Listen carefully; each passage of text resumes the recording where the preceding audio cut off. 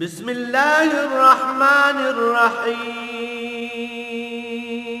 الرحمن علم القرآن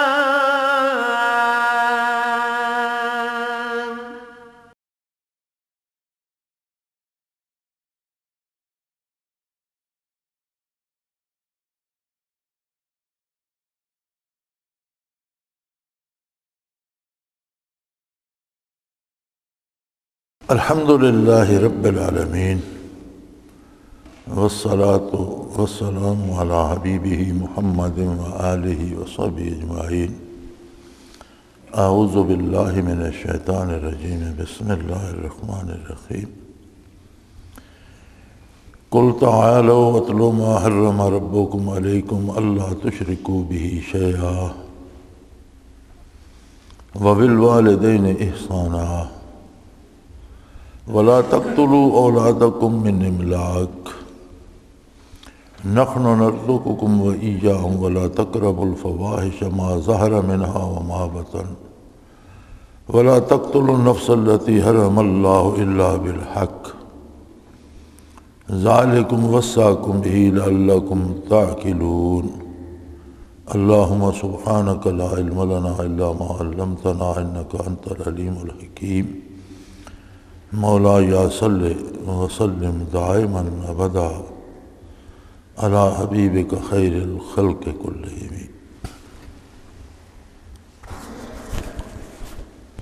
ہمارا آج کا مسئلہ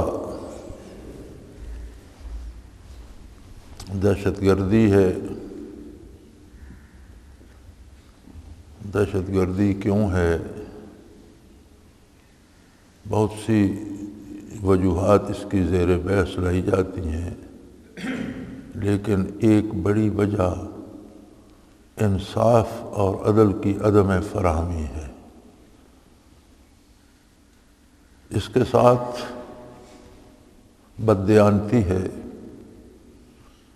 جو ہر شعبے کی رگ رگ میں صلاحیت کر گئی ہے۔ بددیانتی بھی ایک ایسی ناانصافی ہے اور غیر عادلانہ فعل ہے کہ کمزوروں کے حصے کی چیز طاقتور اور بااثر لے جاتے ہیں۔ اس کا رد عمل بھی دہشت گردی آتی ہے۔ ہمارے ہاں دن رات کسی وقت آپ ٹی وی کھولیں تو یہ بحثیں ہر چینل پہ، بے شمار چینل ہیں، ہر چینل پہ یہی بحث ہو رہی ہے۔ دہشت گردی کیوں ہے؟ اس کا سد باب کیا ہے؟ بددیانتی کیوں ہے؟ اس کا سد باب کیا ہے؟ اب بڑے بڑے دانشور مختلف تجویزیں، مختلف حل تجویز کر رہے ہوتے ہیں۔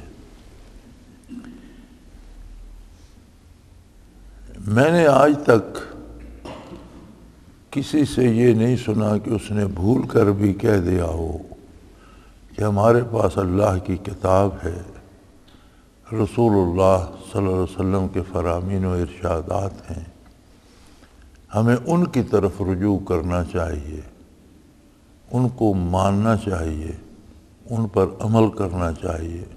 میں نے نہیں سنا یا کسی نے آج تک یہ بات کی نہیں، اور بے شمار تجویزیں آتی ہیں۔ ہر محکمے میں بددیانتی ہے، کرپشن جسے انگریزی میں کہتے ہیں، زیادہ استعمال لفظ یہی ہوتا ہے، کرپشن کرپشن۔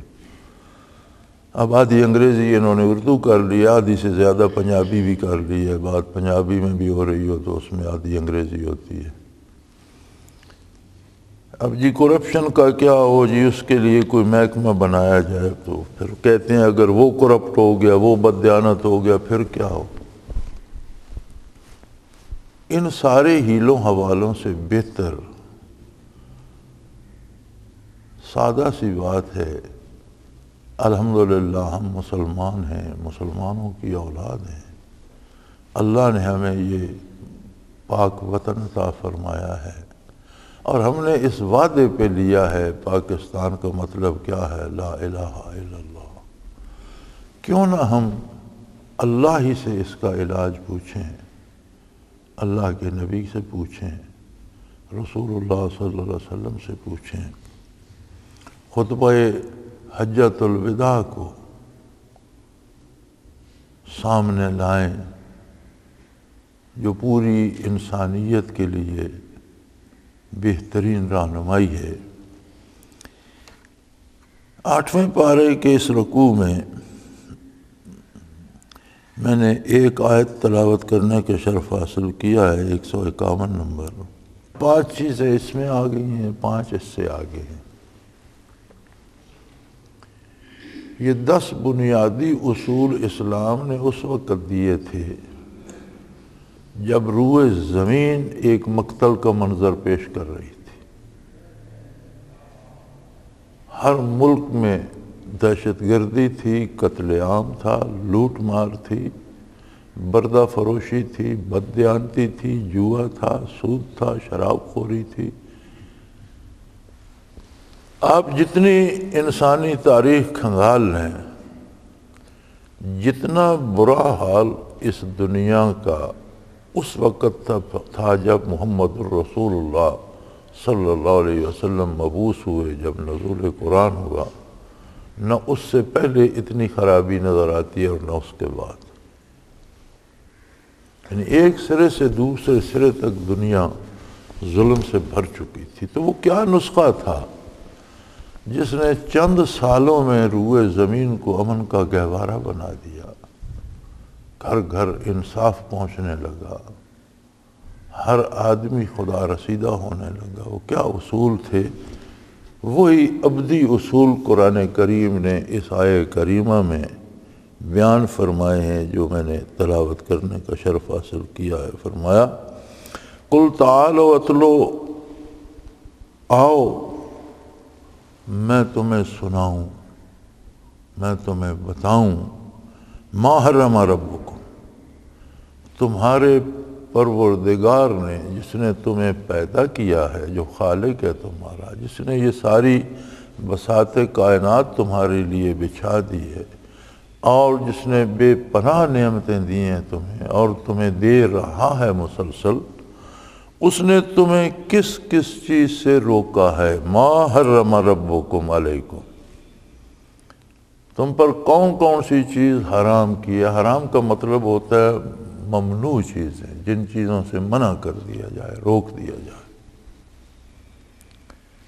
ایک بنیادی بات قرآن نے جہاں سے شروع کی وہ ہے اللہ تشرکوا بہ شیئا، اللہ کے ساتھ شرک نہ کرو، وبالوالدین احسانا، والدین کے ساتھ احسان کرو، ولا تقتلوا اولادکم من املاق، افلاس کے ڈر سے بچوں کو قتل نہ کرو، نحن نرزقکم وایاہم، ہم رزق دیتے ہیں تمہیں بھی انہیں بھی، ولا تقربوا الفواحش ما ظہر منہا وما بطن، اور بے حیائی کے قریب بھی نہ پھٹکو، وہ ظاہر ہو یا پوشیدہ، ولا تقتلوا النفس التي حرم اللہ الا بالحق، اور کسی کو ناحق قتل نہ کرو، ذالکم وصاکم بہ لعلکم تعقلون، اللہ نے تمہیں ان چیزوں کا تاکیدی حکم دیا ہے تاکہ تم دانش مندی سے زندگی گزار سکو۔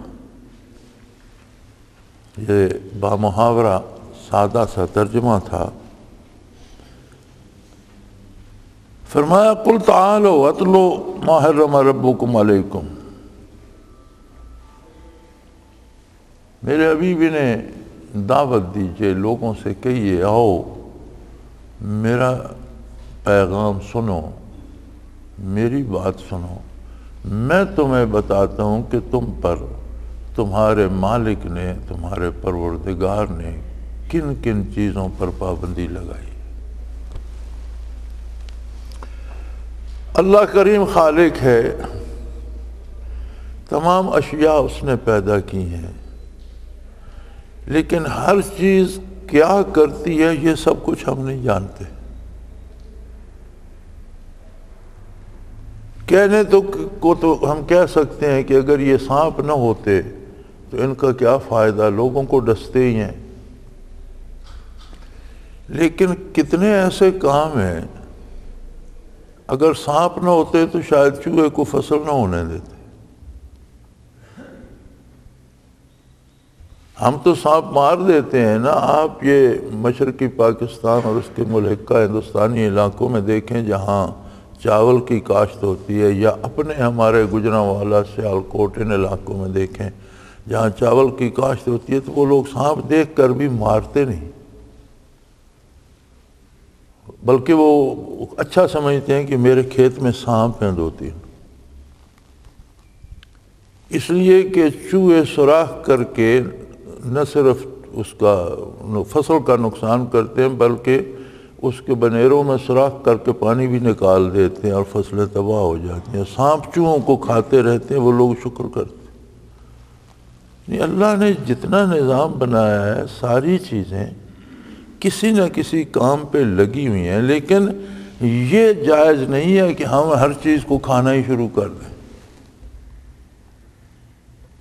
اسلام نے جتنی چیزوں سے روکا ہے، حرام کی ہیں، وہ انسان کے لیے ان کا کھانا نقصان دہ ہے، ان کے ذمہ دوسرے کام ہیں جو وہ کر رہی ہیں۔ تو سب سے پہلے بنیاد جو رکھی قرآن حکیم نے فرمایا اللہ تشرکو بہ شیئا، بنیادی بات یہ ہے کہ کسی کو اللہ کا شریک نہ بناؤ۔ شرک کی مختلف قسمیں ہیں، جن میں سب سے بڑی اور سامنے قسم تو یہ ہے جیسے اس زمانے کے مشرک بت پوجتے تھے، یا آج کا ہندو بت پوجتا ہے، یا آج کا عیسائی عیسیٰ علیہ السلام کے بت کے سامنے کھڑا ہے۔ بت پرستی، ایک بت اپنے ہاتھوں سے بنایا، خود تراشا ایک پتھر کو اور پھر اسے اللہ کا شریک سمجھ لیا اور اسے نفع پہنچانے والا یا نقصان پہنچانے والا مان لیا۔ اس کی اطاعت نہیں ہوگی تو نقصان ہوگا، اس کی پوجا کروں گا تو نفع ہوگا۔ یہ اسے شرک جلی کہتے ہیں، ایسا شرک جسے ہر کوئی دیکھ رہا ہے، سامنے ہے۔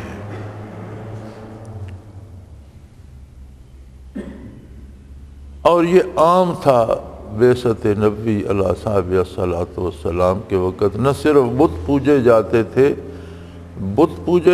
تھے، فرشتوں کی خدا کی بیٹیاں کہہ کر پوجا جاتا تھا، سورج پوجا جاتا تھا، چاند پوجا جاتا تھا، ستارے پوجے جاتے تھے، اور بے شمار جانور پوجے جاتے تھے، آگ پوجی جاتی تھی، پہاڑ پوجے جاتے تھے۔ ایسی ضرب لگی اس شرک جلی پر لا الہ الا اللہ کی کہ جسے نصیب ہو جائے وہ بت کے سامنے سجدہ نہیں کرتا، اس کے لیے بت محض ایک پتھر کا ٹکڑا رہ جاتا ہے۔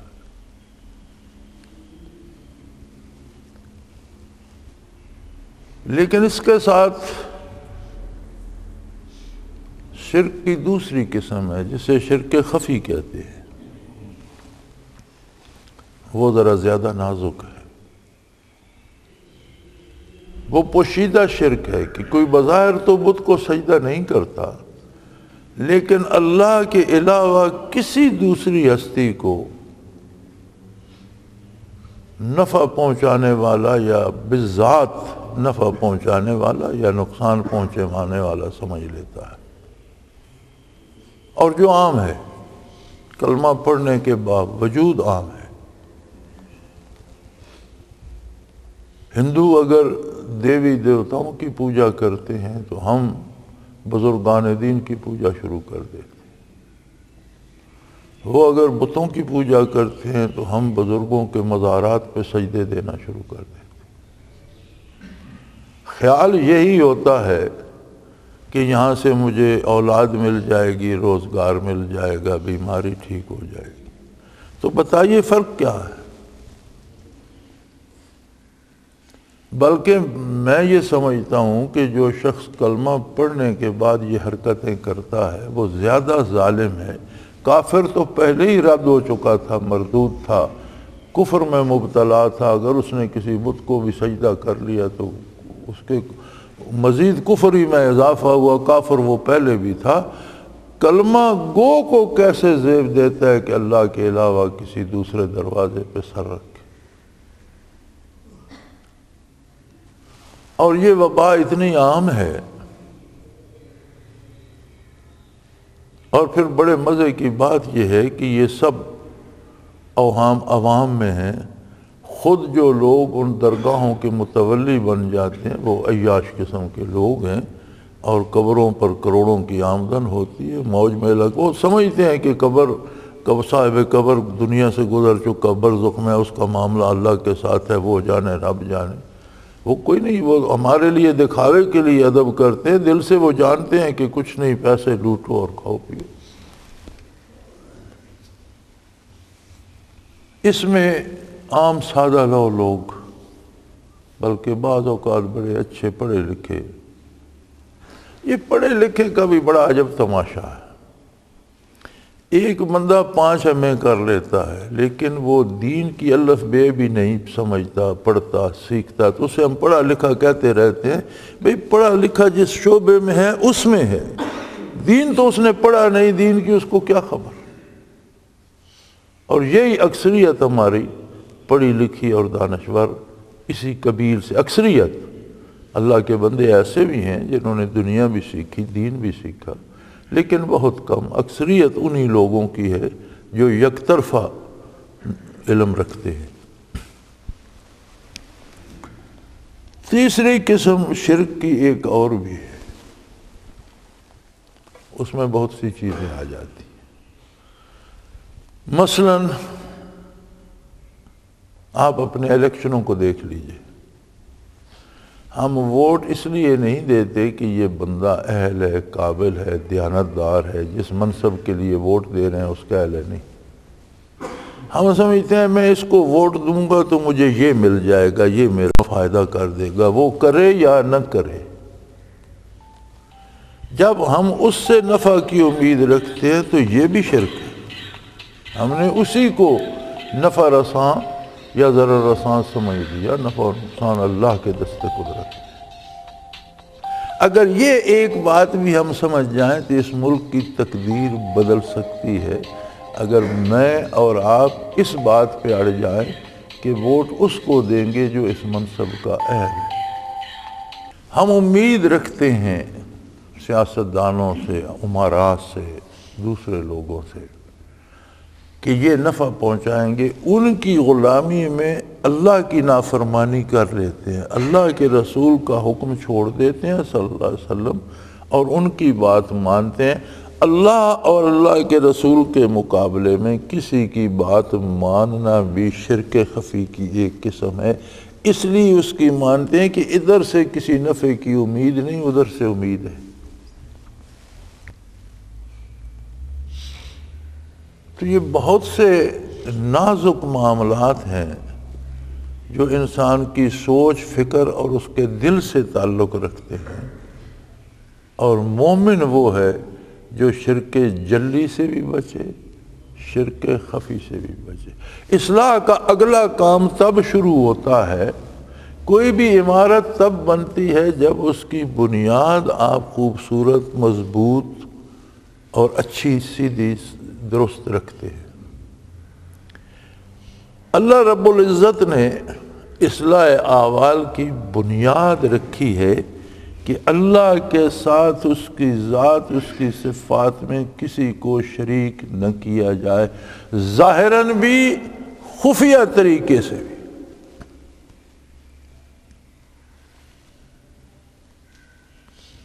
اللہ تشرکوا بہ شیئا، کبھی بھی کسی طرح بھی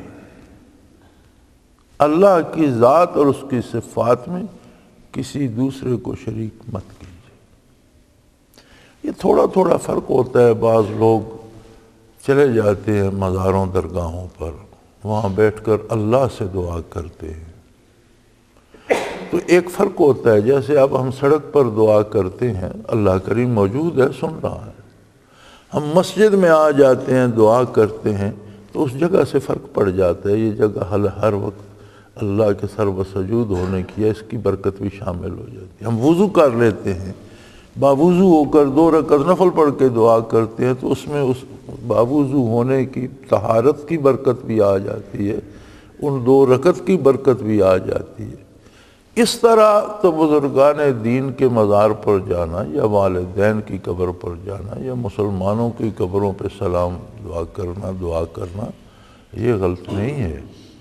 کسی صاحب قبر کو حاجت روا سمجھ لینا یا نافع و دار سمجھ لینا یہ شرک ہے۔ ہماری مصیبت یہ ہے کہ جو روکتا ہے وہ بالکل چاہتا ہے کہ قبریں کھود کے پھینک دی جائیں، اور جو اس طرف بلاتا ہے وہ کہتے ہیں اللہ سے کیا لینے جاؤ گے۔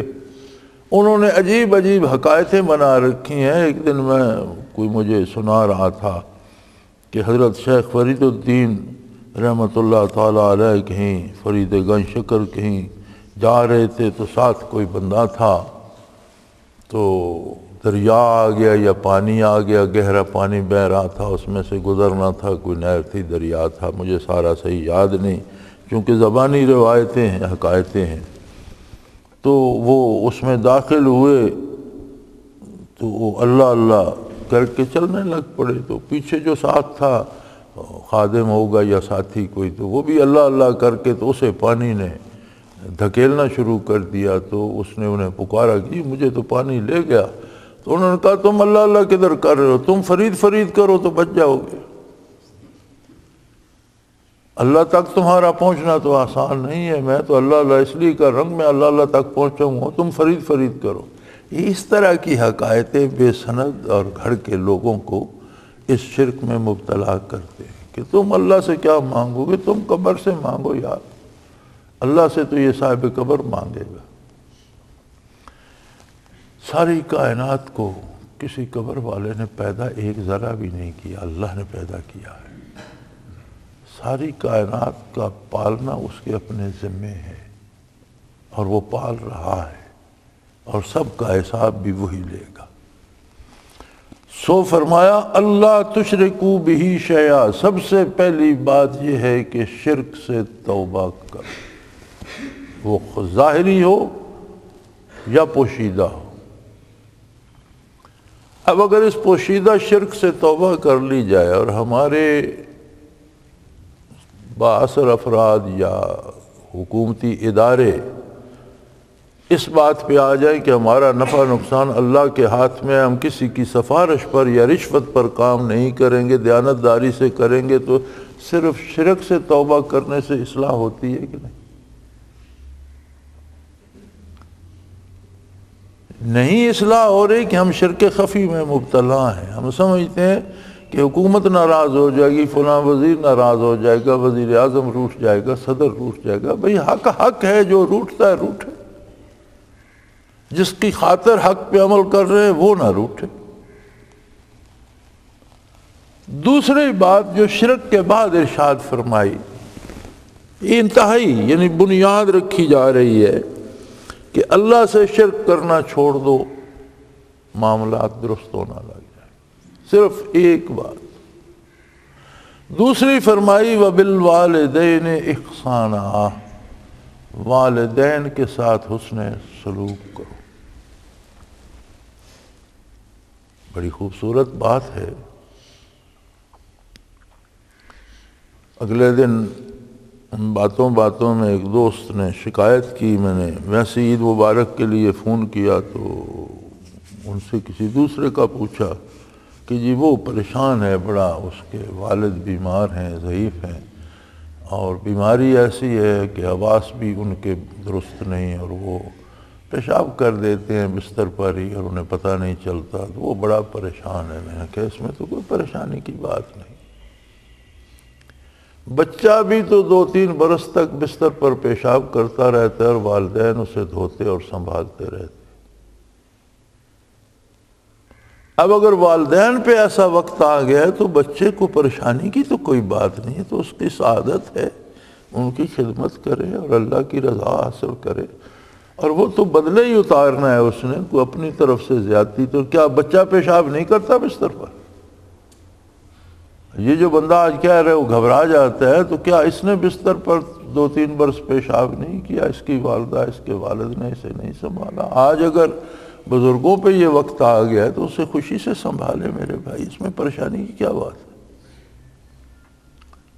خیر اللہ کا شکر ہے کہ وہ میری بات سے خوش ہوئے، کہنے لگے بات کی سمجھ آ، یہ تو اللہ نے موقع دیا ہے، اللہ شاید اس طفیل مجھے معاف کر دے۔ تو احسان کی مختلف صورتیں ہیں کہ والدین کی عزت کرو، احترام کرو، انہیں جھڑکو نہیں، ناگوار بات نہ کرو جس سے وہ ناراض ہوں۔ لیکن ایک بات یاد رہے جو پہلے گزر چکی، اللہ تشرکو بہ شیئا، جہاں اللہ کا حکم ہے والدین اس کے خلاف کہیں تو وہ نہیں مانا جائے گا، لیکن ان کی عزت بحال رکھی جائے گی۔ مثلا کسی کو والدین کہتے ہیں نماز نہیں پڑھو، فلاں کام کرو، خاموشی سے چلا جائے، وقت پر نماز ادا کرے اور ان کی بات بھی سن لے۔ لیکن اللہ کا حکم مقدم ہے، والدین کے کہنے سے بھی کوئی حرام نہیں کھائے گا، کوئی جھوٹ نہیں بولے گا، کوئی برائی نہیں کرے گا، کسی پر ظلم و تشدد نہیں کرے گا، لیکن کام شریعت کے اندر ہی کرے۔ اگر شریعت کے خلاف والدین حکم دیتے ہیں تو ان کو جھڑکے نہیں، ان کی توہین نہ کرے، ان کو ناراض نہ کرے، وہ بات نہ مانے، چونکہ یہ پہلے گزر چکا کہ اللہ کے ساتھ کوئی برابری نہیں کر سکتا، لہذا اللہ کا حکم چھوڑ کر والدین کا مانا جائے گا تو پھر تو وہ اللہ سے بڑے ہو گئے۔ احترام اس حد تک ہے کہ اگر والدین کافر بھی ہوں ان کی بھی عزت کی جائے گی، کیونکہ اللہ نے یہاں وَبِالْوَالِدَيْنِ احسانہ فرمایا، کوئی قید نہیں لگائی کہ وہ مومن ہوں یا کافر ہوں، والدین ہوں، والدہ اور والد دونوں کی عزت کی جائے۔ بدر میں ایک صحابی تھے، ان کے والد مشرکین کی طرف سے تھے، میدان بدر میں موجود تھے۔ انہوں نے نبی کریم صلی اللہ علیہ وسلم سے اجازت چاہی کہ آپ مجھے اجازت دیجئے میں اپنے والد کو خود قتل کروں گا۔ آپ نے منع کر دیا، فرمایا نہیں، وہ تیرے دنیا میں آنے کا سبب بنا ہے، تو اس کے دنیا سے جانے کا سبب نہیں بن سکتا۔ بدر میں حضور صلی اللہ علیہ وسلم کے مقابلے میں شمشیر بکف تھا، حضور نے فرمایا اور ہیں جانثار، اس سے نبٹ لیں گے، لیکن تمہارا باپ ہے، میں تمہیں اجازت نہیں دے۔ تو والدین کا والدین ہونا کافی ہے عزت و احترام کے لیے، پیار و محبت کے لیے، خدمت کے لیے، جتنی جس کے بس میں ہو۔ جو بس میں نہ ہو اس کا وہ مکلف نہیں ہے، اور شریعت سے باہر جو حکم والدین دیں اس کے ماننے کا بھی کوئی مکلف نہیں ہے، کیونکہ اللہ کی اطاعت مقدم ہے اور اس کے بعد والدین کی اطاعت۔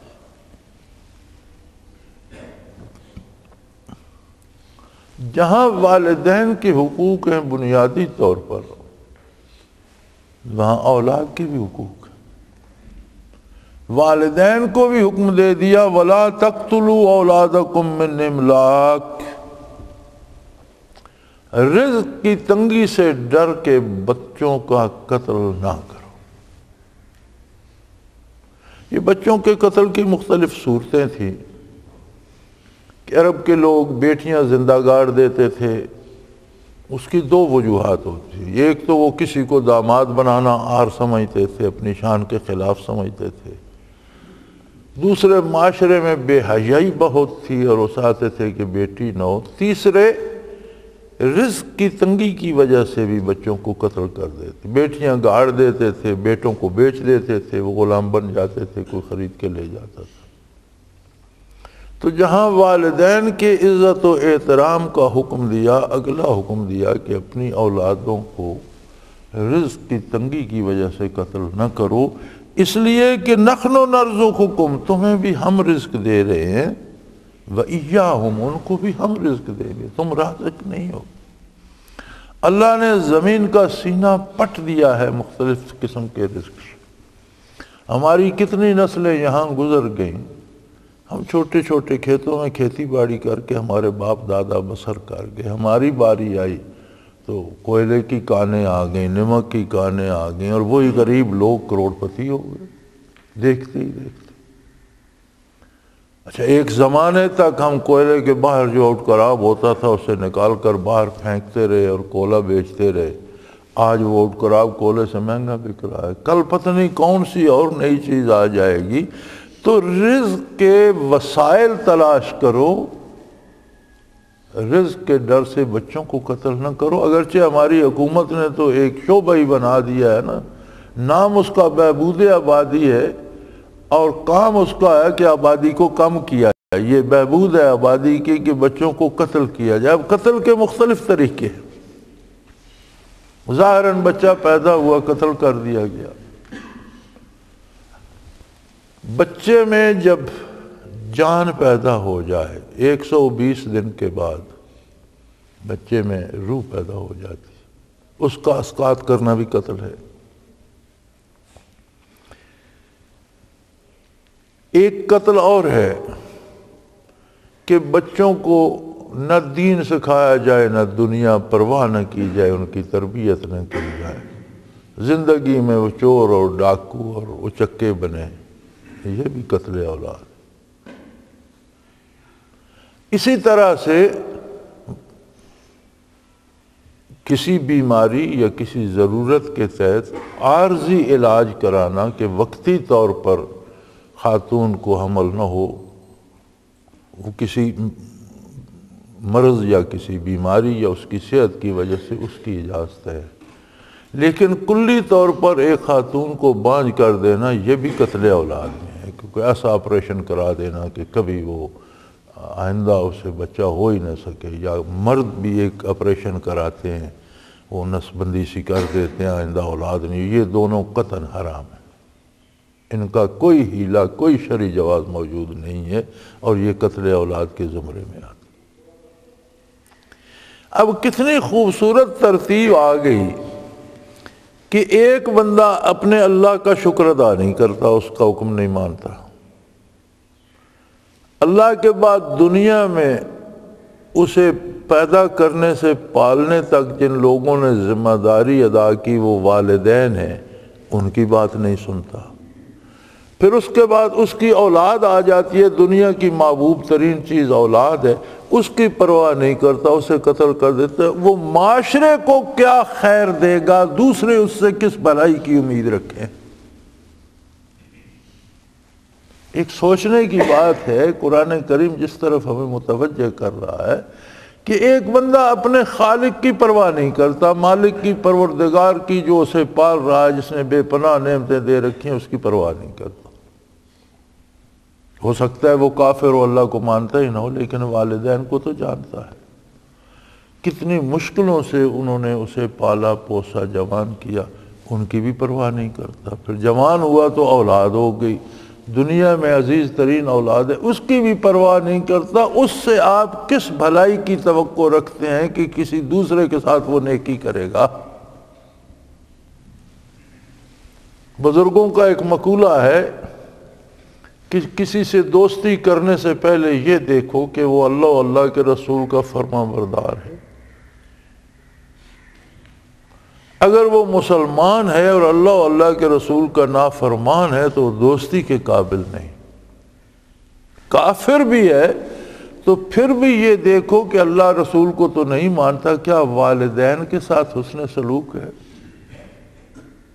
اگر اپنے ماں باپ کے ساتھ اس کا سلوک اچھا نہیں تو تم دوستی کر کے کیا لوگ؟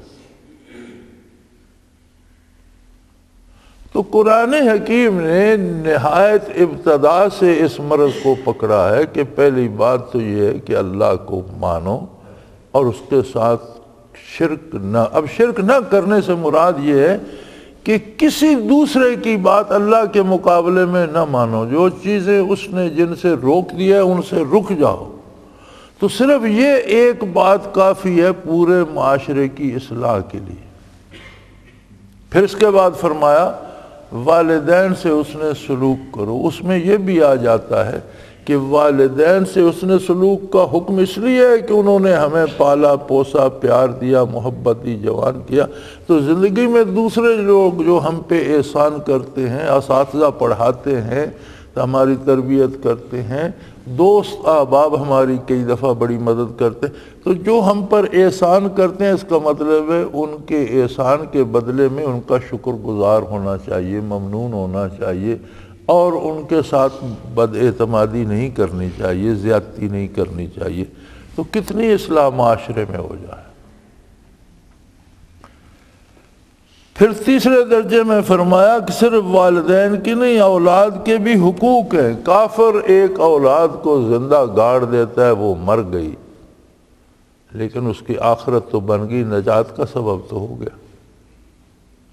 ہم کلمہ پڑھنے کے باوجود بچوں کو دین سے بے بہرہ رکھتے ہیں، ان کی ہم نے دنیا بھی تباہ کر دی، آخرت بھی بگاڑ دی۔ دنیا میں وہ رشوت خور، جھوٹے، چور، خائن بنے، آخرت میں عذاب۔ تو یہ تو قتل سے بھی بڑا جرم ہم نے کر دیا کہ اولاد کو تباہ کر دیا۔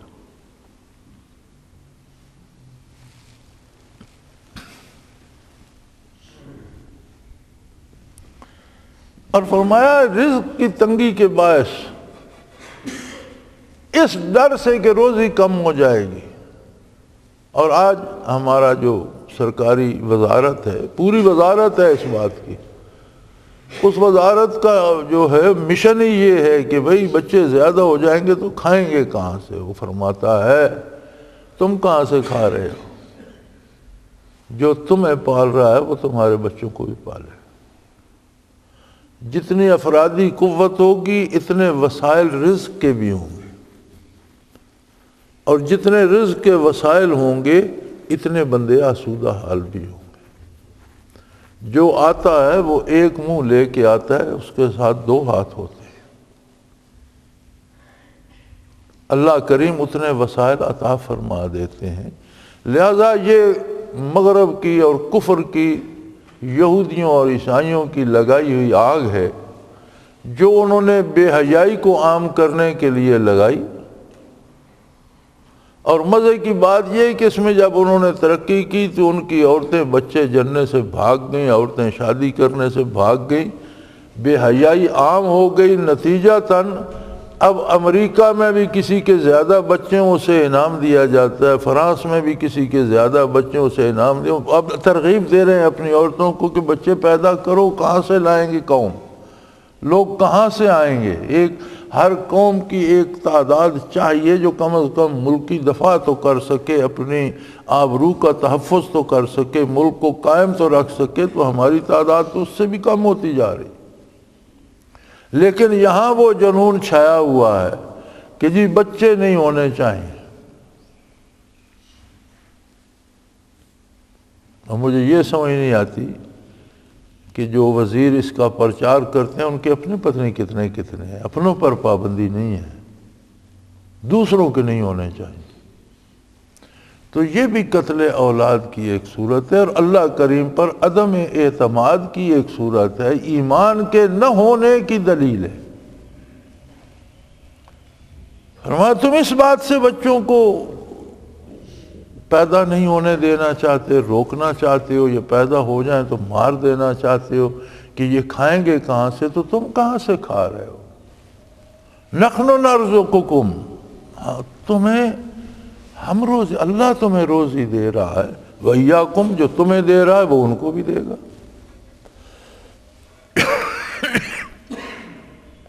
میں نے اپنی زندگی میں کئی غریبوں کو دیکھا ہے، اپنے گھروں میں، اپنے علاقے میں، اپنے گاؤں میں۔ غریب تھے، ان کے 5 6 8 بچے ہو گئے، مشکلوں سے انہوں نے پالے۔ جب وہ جوان ہوئے تو آج گاؤں کے چودھری ہوئے ہیں، ایک گھر کے 8 بندے ہیں، 8 کوئی سعودیہ میں ہے، کوئی کویت میں ہے، کوئی یہاں ہے، کوئی وہاں ہے۔ آج وہ جو گھر کے زیادہ بندے تھے آج گاؤں کے سفید پوش ہوئے ہیں، پیسہ ان کے پاس۔ بھئی جتنے زیادہ ہاتھ ہوں گے اتنا زیادہ کام بھی تو کریں گے۔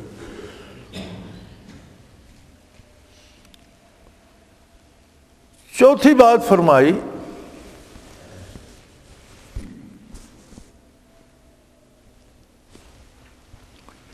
ولا تقربوا الفواحش ما ظہر منها وما بطن، بے حیائی کے جتنے طریقے ہیں وہ ظاہر ہیں یا پوشیدہ، ان کے قریب مت جاؤ۔ دیکھو منع کرنے کی دو باتیں ہوتی ہیں، ایک میں کہہ دیتا ہوں کہ یار اس گلاس کو آپ اس سے پانی نہ پینا، پھر میں کہتا ہوں خبردار اس کے قریب سے بھی، ادھر سے گزرنا، قریب سے بھی نہ گزر، یعنی انتہائی سختی سے جو روکا جاتا ہے وہ ہوتا ہے کہ اس بات کے قریب بھی مت پھٹکنا۔ وآخر دعوانا ان الحمدللہ رب العالمین۔ اللہ اللہ اللہ اللہ اللہ اللہ اللہ اللہ۔ حضرت امیر محمد اکرم آوان مد ظلہ العالی دارالعرفان منارہ ضلع چکوال میں سالہ سال سے قرآن و حدیث کے اوپر خطابات کر رہے ہیں اور سلسلہ نقشبندیہ اویسیہ کے مطابق لوگوں کو ذکر الہی کی تربیت دے رہے ہیں۔ وہ قرآن پاک کی تفسیر ترتیب وار بیان کر رہے ہیں۔ تفسیر قرآن کو وہ موجودہ ملکی اور بین الاقوامی حالات کے مطابق بیان کرتے ہیں۔ موٹر وے سے کلر کہار کے انٹرچینج سے نکلتے ہوئے، کلر کہار کی جھیل سے ہوتے ہوئے میانی، بوچھال اور نورپور سے گزرتے ہوئے دارالعرفان منارہ پہنچ سکتے ہیں۔ حضرت امیر محمد اکرم آوان نے بچیوں اور بچوں کی دینی اور دنیاوی تعلیم کے لیے سقارہ اکیڈمی کے نام سے ایک درسگاہ بھی قائم کی ہے، جس کا افتتاح ملک پاکستان کے صدر جنرل محمد ضیاء الحق نے اپنے دست مبارک سے کیا تھا۔ وہ تمام احباب جو اسلام کی طلب رکھتے ہیں ان سے گزارش ہے کہ دارالعرفان منارہ ضلع چکوال میں امیر محمد اکرم آوان صاحب کے خطابات سے مستفید ہوں۔ وہ ہر جمعے کو نماز سے پہلے بیان فرماتے ہیں۔ ہر ماہ کی پہلی اتوار کو ماہانہ اجتماع ہوتا ہے جس میں آپ خصوصی خطاب فرماتے ہیں اور پاکستان کے چاروں صوبوں سے احباب اس اجتماع میں شرکت کرتے ہیں۔ اس کے علاوہ یہاں سال میں 2 مرکزی اجتماعات بھی ہوتے ہیں، ایک رمضان المبارک میں اعتکاف کا اجتماع اور دوسرا جولائی اور اگست میں 40 دن کا اجتماع ہوتا ہے جس میں روحانی تربیت کی جاتی ہے۔ اپنا خون سیماب دے کر اتنا ہم کر جائیں گے، نام آقا کا چمن میں پھر رقم کر جائیں گے۔